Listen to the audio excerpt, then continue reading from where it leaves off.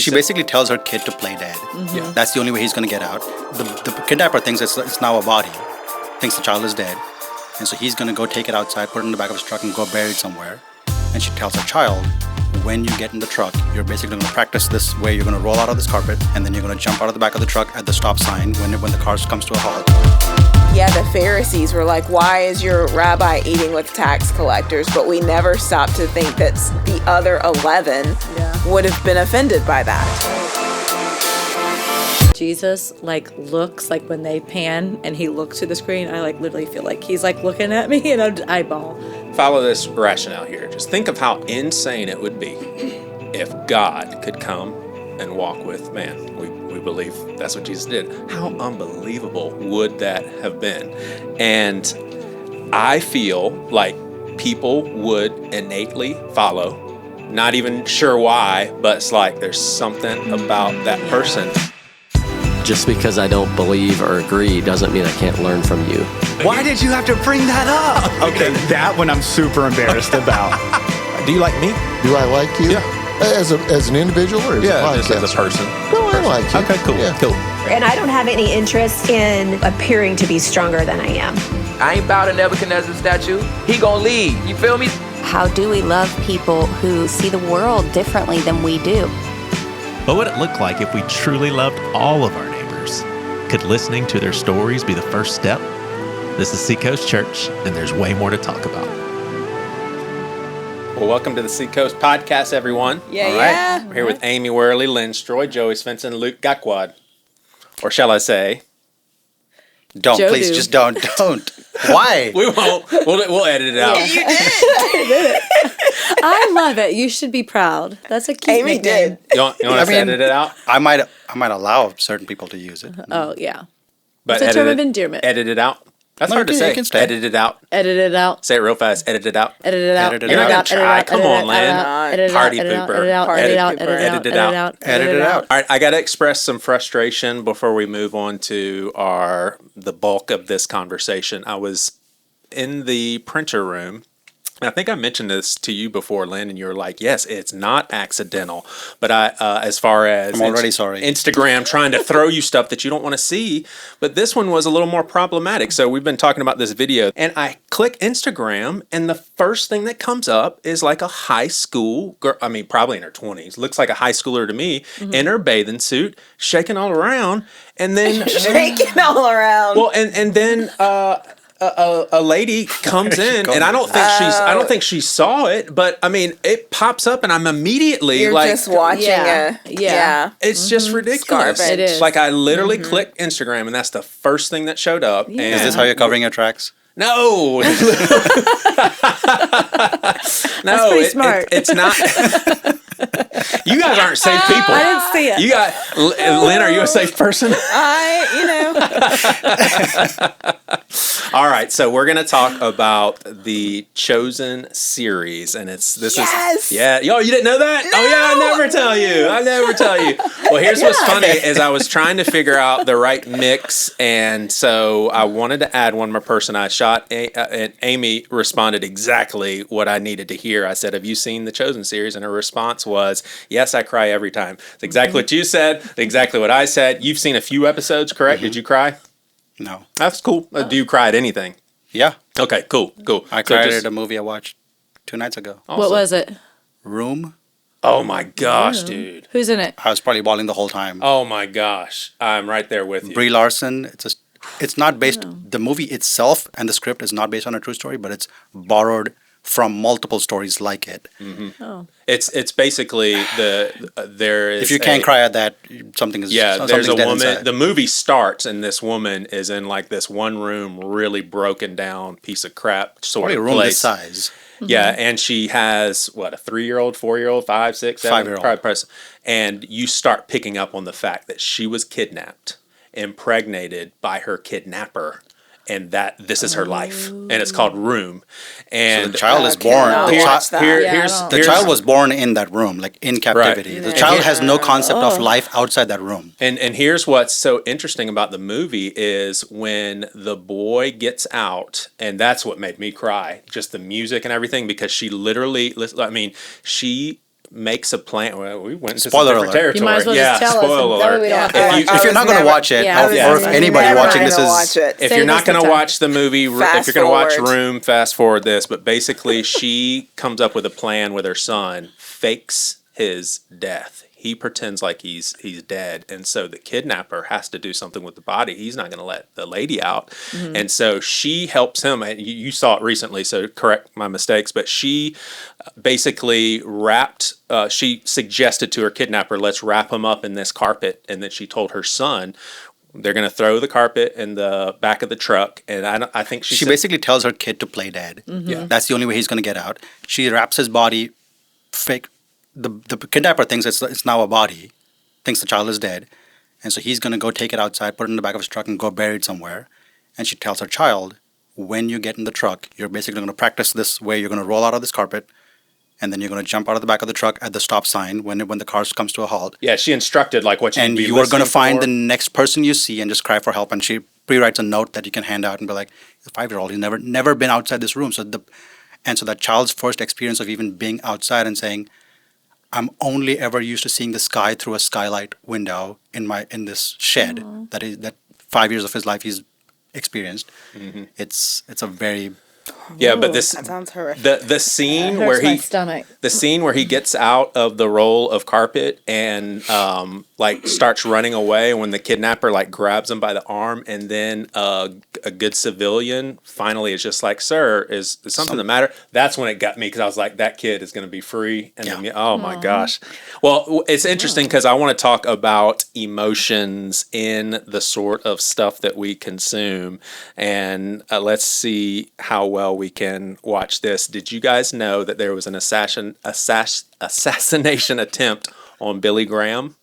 I did not know. And I've had a very emotional week. I don't think I'll be able to keep it together with this video. These guys tried to take Billy Graham out, and they were, I think 8 out of 9 of them gave their hearts to Christ. Oh, wow. So we could watch that video real quick. Yeah. I think it's like 2 minutes.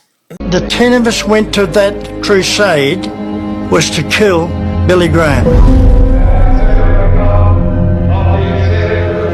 I made up 10 zip guns, so each member had one of those. I said to the guys, come on, we're going on the green. And we spaced ourselves so that we could see each other around where Billy Graham was preaching.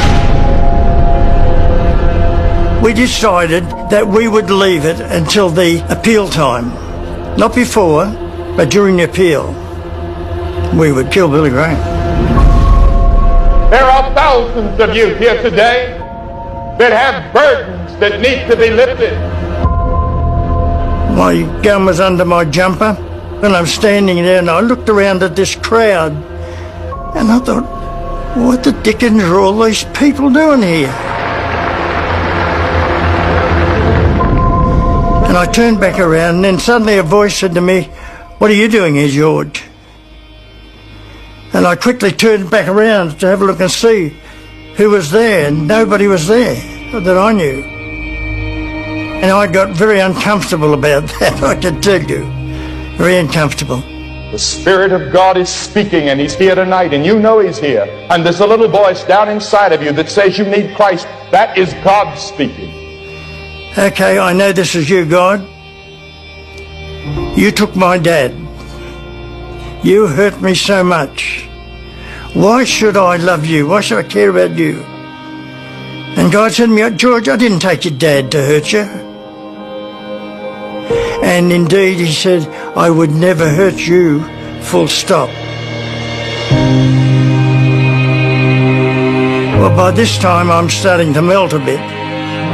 Now, remember that I hadn't cried since 7.5. I tell you, before you leave this great stadium, you can find an answer to the dilemmas and mysteries of life. If you will come and surrender yourself without reservation to Jesus Christ. I thought about it for a while, and then the appeal came. I suddenly began to weep. And I cried, and I cried, and I cried. My zip gun was under my jumper. I put it on the ground, and I ran to the front.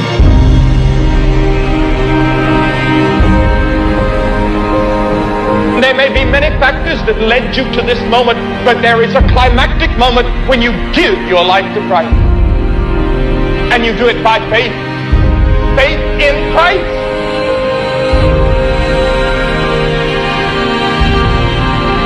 The amazing thing was that 9 out of the 10 of us got converted that night. Then we were all a blubbering mess. We really were. And we talked about, how wrong we were and the things we'd done and all this. It was quite a night, let me tell you. Quite a night. That's unbelievable. Wow. I got chills. Unbelievable. Wow. Yeah, so I watched something like that, and I think it's pretty evident why it's so moving. Like, it's real. Like, it's a real story. Yeah. It is. It's not acting. It's a real guy. I'm surprised that story's not more known. That's just unbelievable. Like, 10 guys show up to a Billy Graham crusade to take them out, and 90% of them are converted. So, kind of y'all have any thoughts? Pretty moving, huh? It is. Yeah. I had no idea. Yeah. So with the Chosen series, so I'll tell you guys a little bit about myself. I kind of have always, and for people in Seacoast culture, when we say Chosen series right now, there is a Chosen conference where women from all over the world show up, and there's also a Chosen series that I think there's 4 seasons now. 4 seasons. And it depicts the gospel centering around Jesus and the disciples. And I think for me, I've grown out of a lot of this immaturity, but like in high school and college, I was like an indie punk rock kid, and like anything that got big real fast, it was like, oh, those mainstream, that kind of stupid stuff. And so all I heard about was chosen this and chosen that and chosen this and chosen that. And I've joked around about this on this podcast that a lot of the Christian movies I find kind of cheesy, and I cry at the same time because they're so daggone moving. And I just kind of thought, this is probably same category, just kind of cheesy stuff. And I'm telling you, man, I was looking, sometimes I'll check the Apple store for sales. Like, I'll buy a movie that I want to see for $4.99, because that's rental at Blockbuster. I'm like, I just rented a movie from Blockbuster, now I get to keep it digitally. But I saw that the whole Chosen series, and this is when there was 3 seasons, that it was like selling for $30. And so I bought it. My parents had gone on and on about it, and I've heard about it from people at Seacoast. And I was definitely, this was, I'd say about a year ago, and just struggling, nothing abnormal, but just kind of down, and I felt like needed to be ministered to. I don't know if that's why I was engaging with Chosen. That's what happened. Mm-hmm. I'm telling you, that first episode with Mary Magdalene. Yeah. I mean, it was just breathtaking, just absolutely breathtaking to see how these encounters with Jesus. And so I'll tell you some funny things, and then I want to get in some observations, and I want to hear what you guys say. So, old school Seacoasters, I think this is really funny. Peter looks like somebody if Joel Hamilton, old school name Seacoast, had a baby with Naeem Fazal. They're both dudes, so they couldn't have a baby. But if they could, that's what Peter would look like. And, and then Joey Svendsen at seacoast.org. And then this one is really funny. I wasn't familiar with like the language and stuff, and I was like, Peter, man, he really needs converted. He's a jerk, because he's kept talking about Ema and how like Ema's sick and she needed to leave or something like that. I was thinking Ema was like the name of his daughter. It was his mom or her mom. But I was like, what a jerk. But anyway, I want to throw this out to you guys before I get into my observations. Did y'all have similar reactions to the Chosen series? Like, was it like, oh my gosh, to you too? Yeah, moving? It was. In that first episode. Yeah. I've cried at most of them. But for me, even just like, I think that there's a disconnect sometimes when I'm reading the word of like all of the things that must have happened or could have happened that we don't read into that, the relational things, and just seeing visually the kindness of God, I think, is what strikes me every time, and his humanity, and like what would have relationship dynamics have been like, which adds to his love and his kindness. And so, yeah, it's... Yeah. So all right, so follow this rationale here. Just think of how insane it would be if God could come and walk with man. We believe that's what Jesus did. How unbelievable would that have been? And I feel like people would innately follow. Not even sure why, but it's like there's something about that person. I feel like this Chosen series, it showed you why. It showed you this is what it looks like for God to walk among men. That's just what it felt like. It like every single encounter, it just did such a great job. And so it really led me to think. I think emotions are often very good. Chip's not here, so I can't ask him if they're always good. I know what we do with our emotions isn't always good, but the emotional release of every single episode, sure, that's just emotions. But I feel like whether it is, I don't know if this is semantics, but is this an anointed show? Is God just choosing to work through this show? Before they made and I didn't do any digging, you guys may know, but before they made this show, did they pray and give it to God and say, Lord, please live and breathe through this? Because that's sure as heck what it feels like. Yeah. It's like, and I think you were touching on this too, Lynn, like when I believe in miracles, I read the miracles in the gospel, but there always feels like a disconnect in how the words were written. And I'm thinking, I believe those miracles, gosh, but I'm not understanding how they unfolded with how Luke just wrote that, or how Matthew just wrote that. I wonder how that looked. I felt like every single time they depicted a miracle, it's like that's how it could have happened. Yeah. And I know it didn't necessarily happen that way, but it's like that makes sense. How a miracle happened, how the people interacted with it. It's fascinating. I am really shocked, and I was super excited. I was like, wow, I've got 3 seasons to watch of this, and I've watched all 3 seasons, and now I have a 4th season that I get to watch, and you've said it was really good? Yeah, Yeah. What about you, Amy? I love it. Like, I feel like they did so good with the casting, too, and every single time Jesus, looks, when they pan and he looks to the screen, I, literally feel like he's, looking at me, and I'd eyeball every single time. It just is like, this is Jesus. So it melts me every single time. And I know that people, I get the whole surface nature of entertainment and emotions and stuff, but I can share with my brother and sisters one thing that I feel like I don't feel like I know the Holy Spirit dropped in my heart while watching, whether it was related to the content or not. But I was like, God, I want salvation, not just as far as my soul and its eternal nature for that to be saved. I want to be saved from everything in this world on a day-to-day basis. I want to be saved from the worry of finances. I want to be saved from letting the cares of this world choke out the life. Like, I want to be saved. Like, it was almost like a different definition of salvation. Lord, I need to say, it's like I knew this in my head, but I want to live in a way to where, like, Jesus, I am so dependent on you for constant salvation. And not in I feel bad. Like, when I was younger in my faith, that's what it would turn into, is I feel bad because I'm, not thinking right or don't have the peace that I should have. But now it's just like, Lord, I need a savior constantly. That's I don't want my salvation just to be something that happens when I die. I want it to be something that I'm living, You motivated to watch all The Chosen now? Just hearing us talk? Possibly. Possibly. What was your take on what you have seen? I think for me the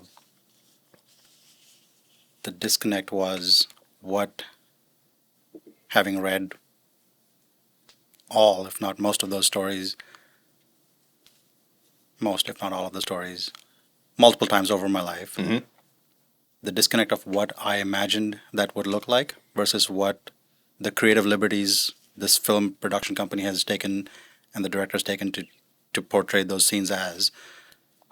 I was like, that. So there's a disconnect for you. Yeah. And I think some of the creative liberties taken feel a little far-fetched to me. Gotcha. Interesting. See, give me an example. Like the personality types for the characters chosen in the disciples. Like Matthew?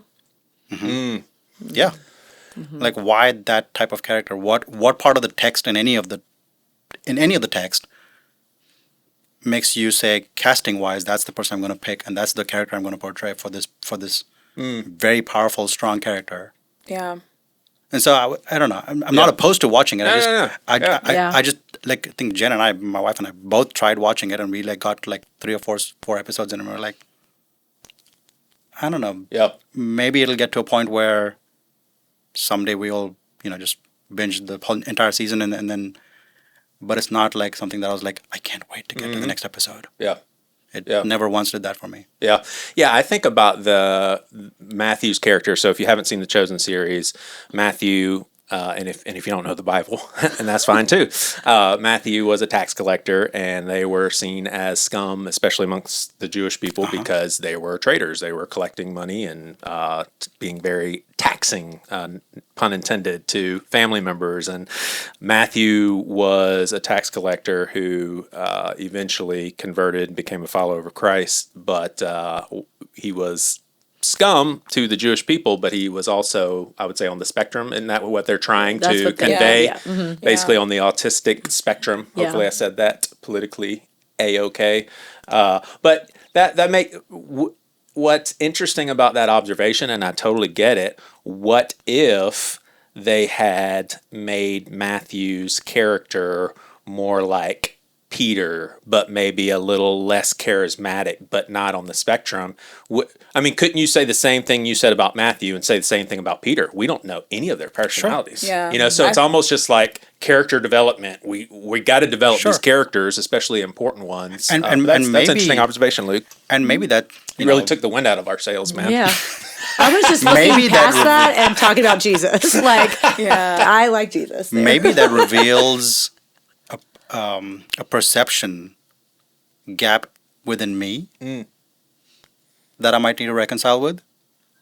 I don't think there's a gap. See, what's so interesting about this conversation is I think now we're into the intricacies of art. And it's almost like I'm processing out loud. I think that the Holy Spirit can use anything. And man, talk about some low-hanging fruit. A television series that's trying to stay true to the Gospels. So it's telling the gospel story regardless. I mean, Paul even says if you're doing it with bad intentions, at least the gospel message is getting out. So you would imagine the Chosen series as low-hanging fruit for the Holy Spirit to work in. But if it's not connecting artistically, it's probably not going to minister to you like it would to me. I mean, it literally floored me. So it's almost like God knew, I know how Joey's wired up. This is going to get to his heart. I'll send the Holy Spirit in there too and do some heart change where God may be like, Luke's not going to really reciprocate with this sort of artistic expression. Yeah, I'm just talking out loud, Yeah, and I think for all of us, and I think this even goes to people who love to read, when they read a book and then there's a movie made about the book and you're like, that you just can't because you're whatever you've imagined in your head, whatever you've created, the art, the artistic expression of it is not the same. And so I think that with this, and they for every episode, they always give the caveat that this is a fictional portrayal of actual events. We encourage you to go read the Gospels. And so for that, I would say I enjoy the fact that they took a stab at what could it have been like. And I think my favorite part of it is the tension and messiness of relationships. Like I've never sat in what would it have been like for the other 11 who are walking with a tax collector. We always think the Pharisees were like, why is your rabbi eating with tax collectors? But we never stop to think that the other 11 would have been offended by that. Right. And so I think I love that because it's the messiness of all of our relationships. And we don't think about, hey, this just because Jesus was with them doesn't mean it wasn't messy. Right. That's good. Yeah. Yeah, and I also this is stuff that I had thought about a lot before seeing the Chosen series, and I appreciated this. So sometimes I'll read Jesus's words in a way that I don't think most people read, like the part where he's talking about the speck and the log, and he's just like, how in the world are you going to point out somebody else's speck, when you got a big lie? Like, if I had to guess, I bet you they were rolling. Like, I bet you Jesus was saying that in a funny way where you could receive it. But just imagine Jesus like, you got this big plank. Like, I see that as like, those disciples probably thought that was funny. Well, when he admonishes Peter and says, "Oh, ye of little faith," like, we typically, at least I have read in the Bible, that being like a very disciplining tone, like, "Oh, ye of little faith." But as I got older, I was like, I bet you that was said with the most kindness, the most gentleness, and the most grace, and that's how they portrayed it in there. Like, it wasn't like I'm coming down on you. It was just like, lovingly. You have such little faith after all this time. Like, something that, like how I would talk to my little kid. Like, how many times do you have to tell you, Dad's going to come and pick you up from this nursery? I'm not going to abandon you here. Yeah. Well, let's wrap up with this. Have y'all all seen The Passion of the Christ? Yes. Okay. Do y'all remember, now looking back, it kind of feels weird looking back on this, but I was a part of this myself. I don't think I was on staff at Seacoast at the time. I want to say that movie came out like 2003, but definitely serving a lot at the West Campus under Ron Hamilton. And when The Passion of the Christ came out, I don't know if y'all knew this, but churches all over the nation were like renting out theaters and like getting their congregation to go see the movie. And I'm pretty sure at least the theaters in Charleston that Seacoast had done this with, they would have a Seacoast pastor, because this is basically for Seacoasters. You can invite friends and all that stuff. But after The Passion of the Christ, the pastor would get up in the theater and basically do some, like an altar. I mean, it was just like, this is real deal ministry and stuff. I look back, I'm like, man, that was a bold move, especially even though I really love The Passion of the Christ in the movie, and it does some similar things, although it's not super, encouraging, because it's all about his pain and death and the crucifixion. I felt Mel Gibson took some major liberties that it was just kind of ironic. We're telling people come in this theater, and then there's a literal scene where a seagull flies on top of the cross and pecks one of the thieves' eyes out. Like, just you have to throw that in there. But what Passion of the Christ? We'll close it out here. Do you like it? Yes, I do not. It's been so long since I've seen it, so I don't really remember a lot of it. It's a painful movie to watch. I do remember that. I cried a lot. But yeah. What, you and Lee were probably in Charlotte when it came out? Yes. Yeah. Do y'all remember like going to a church service that had the theaters rented out? Does that make sense though? I could see churches doing that. Yeah, I can. But I don't remember any of that. 2003. Yeah, something like that. I don't know. Passion of the Christ? Yeah, I don't know that I've seen it. Okay. Gotcha. I can't. I felt like I had, but then when you said the seagull thing, I'm like, I feel like I would remember that. Yeah. So I don't think I've seen it. Well, me too, but I've seen it, so I don't know. I don't know. Yeah. There's different parts of it that'll like vividly stick out to you. Yeah.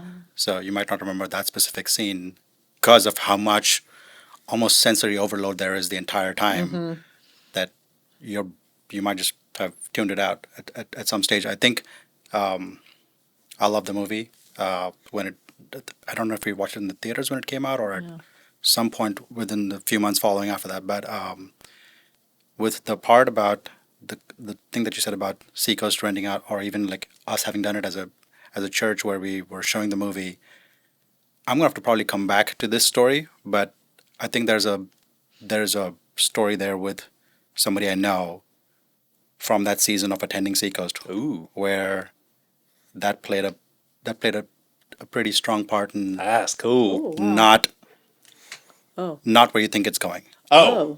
It had the adverse effect. No. Because of how gory it was. And how traumatic it was. Gotcha.